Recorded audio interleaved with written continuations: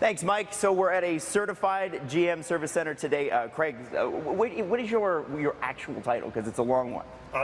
Pretty much we're at Chevrolet, Buick, GMC, Cadillac. That's right. But basically, I'm product specialist, and we're going to talk service today. Okay, so this is the time of year when we're talking road trips, right? We got to look at our car maintenance because we're going to be using the car a lot more in the summertime than we normally would. It's more than just commutes, but you know, the winter kind of takes a wear and tear on things. So what are the types of things we should be looking for? Yeah, I mean, obviously, you're looking through the glass, so the first thing you look at is wipers. It's probably the easiest thing in the entire world because you can tell if you get squeaking and striping and all the different stuff on there, it's not cleaning the glass properly. You're like, they used to work better, they don't now. It's time to change it. We sometimes recommend every 6 months. Some people say no, not till a year. But basically, the telltale signs are always on the glass. And one of the things you told me actually off camera was that you get what you pay for, because my wiper blades are no good, and they're brand new.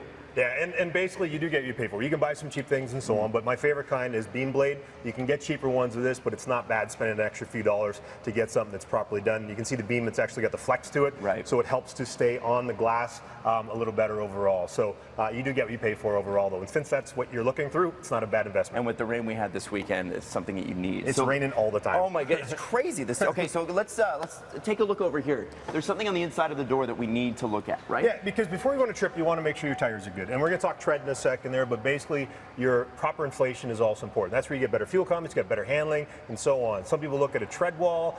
Some people don't know what their inflation is, but basically open up the door. You always see a little yellow sticker there, tells you what the exact inflation is designed for this car. Easiest way to check it. If you don't have them inflated properly, you get tires that have uneven wear, and longer term, it gets pretty expensive overall. How do I tell?